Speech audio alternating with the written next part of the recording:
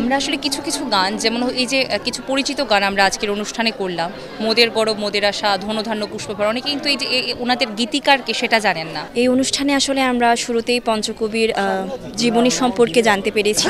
আসলে পঞ্চকবি সম্পর্কে আমরা একত্রে এত কিছু জানতাম না আগে। আমরা মনে করি এই সব অনুষ্ঠান বারবার হওয়া উচিত বাংলাদেশে। এখন পর্যন্ত আমরা চেষ্টা করে যাচ্ছি শুদ্ধ সঙ্গীত চর্চা করার।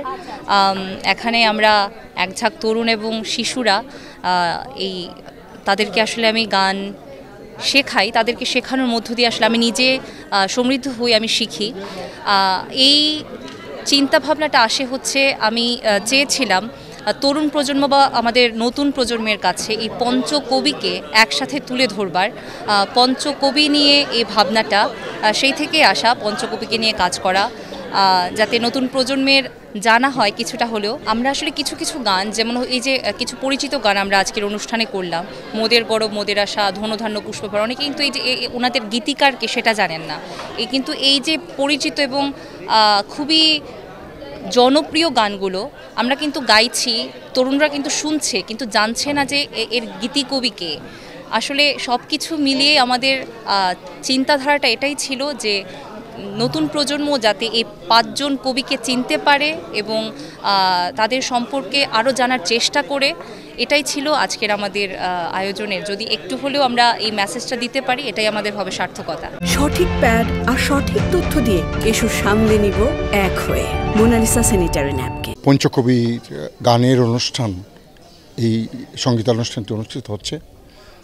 সত্যিকার অর্থে এই পঞ্চকবির যে সব গানগুলো, এই গানগুলো আমরা যারা শুনে থাকি, এই সবসময় শুনে থাকি এবং এগুলো আমাদের মনের মধ্যে আলাদা একটা আবেগের সৃষ্টি করে। এই যে আবেগটা, এই আবেগটা বর্তমান প্রজন্মের কাছে ছড়িয়ে দেওয়ার জন্য হবে, এর মাধ্যমে একটা ইম্প্যাক্ট তৈরি করবে, যে আবেগটা চলে যাবে আমাদের নতুন প্রজন্মের কাছে। আমি মনে করি সার্বিক অর্থে এইসব পঞ্চকবির গানগুলো অত্যন্ত আমাদের ঐতিহ্যবাহী এবং আমাদের হৃদয়কে আলোড়িত করে। আমরা মনে করি এই সব অনুষ্ঠান বারবার হওয়া উচিত বাংলাদেশে এবং বাঙালির জন্যে এবং বাঙালির মননশীলতার জন্যে এইসব গানের সঙ্গীতানুষ্ঠানের প্রয়োজন। আমি এই প্রয়োজনটা সামনে রেখেই আহ্বান জানাবো সংস্কৃতিমন্ত্রী যারা আছেন তারা সবাই এই ধরনের আয়োজন বারবার যেন করেন। এই অনুষ্ঠানে আসলে আমরা শুরুতেই পঞ্চকবির জীবনী সম্পর্কে জানতে পেরেছি, যেটা বর্তমান সমাজে বা আমাদের তরুণ প্রজন্মের মধ্যে অনেকেই জানেন না। তো আমি মনে করি যে এই অনুষ্ঠানটা হওয়াতে আসলে তরুণ প্রজন্মের অনেকেই পঞ্চকবির সম্পর্কে অনেক কিছু জানতে পেরেছেন, তাদের গানগুলো শুনতে পেরেছেন। আর রবি রশ্মিকে ধন্যবাদ এত সুন্দর একটি আয়োজন করার জন্য।